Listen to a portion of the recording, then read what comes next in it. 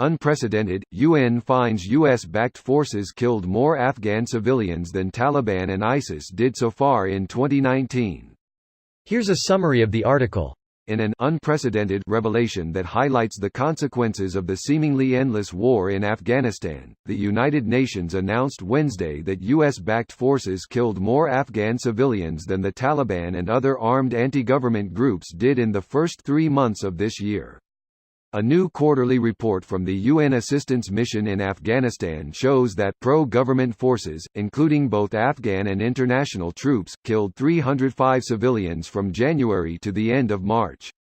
While encouraging all parties to do more to safeguard civilians, Yamamoto specifically urged anti-government elements which injured more civilians in early 2019 than pro-government forces did to stop targeting civilians, particularly with improvised explosive devices. In Afghanistan, massive airstrikes, drone operations, and brutal night raids are killing more civilians in these days than any insurgent group does. Emran Faraz, a Austro-Afghan independent journalist and founder of Drone Memorial, tweeted Wednesday, citing the report. Pro-government forces carried out 43 aerial operations in the first quarter of 2019 that resulted in 228 civilian casualties, with international military forces responsible for 39 of these operations resulting in 219 civilian casualties. The majority 80% of the search operations resulting in civilian casualties were attributed to either the National Directorate of Security Special Forces or the Coast Protection Force, both of which are supported by international military forces.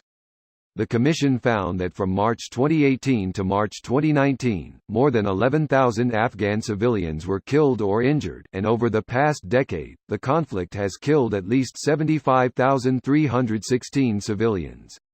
This post received a score of 43,571, with an upvote ratio of 73%. Here are the top comments in response to this article. From a perspective of a non-American, there is a major problem with the headline. Why? Not only that, but America was one of the only countries threatening to withdraw from NATO, yet it bears primary responsibility of all NATO's actions. This does not make sense. If NATO was responsible for many of the killings, wouldn't this be a good reason to withdraw from NATO? TBH, the headline says US-backed groups killing more, but in the text it used pro-government groups almost all the time as I skimmed through the article, and it didn't exactly say how these groups are backed by the US. Plus I am not sure how trustworthy that website is in general. Commondreams isn't exactly trustworthy as an unbiased source. It has an anti-US spin, as can be seen from the way the title was phrased. And #X200B. Still useful though if you know and take it into account. It seems a little strange to find something so early in the year. How does it compare to last year? Have there been a few incidents, or one large incident?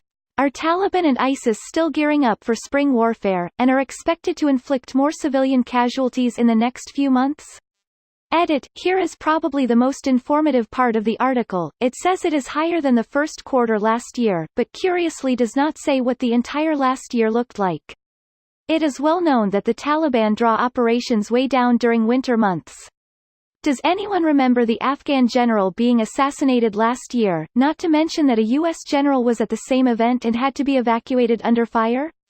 This is hack stuff. Jesus Christ, headline news is the worst. There is currently a war being waged for your mind, your best defense is knowledge. The report finds a 23% decrease in overall civilian casualties as compared to the same period last year and is the lowest for a first quarter since 2013. 608 casualties were attributed to pro-government forces, with 232 from foreign military troops, and 305 to the Afghan government. Most of the claimed deaths 140 are from airstrikes where there is a combination of collateral damage, and terrorists claiming to not be terrorists. You can see based on the foregoing that US-backed killed more might be technically true, but it is a propagandist spin on otherwise positive news that overall civilian casualties have dropped. Too late. The comments about the US being evil have already all been gilded by someone to raise them. The top comments now are all saying the headline is misleading. This video was automatically created by Reddit to speech. The article and comments in this video were selected from Reddit according to their upvotes, and any paraphrasing was performed by smmry.com, without any human intervention.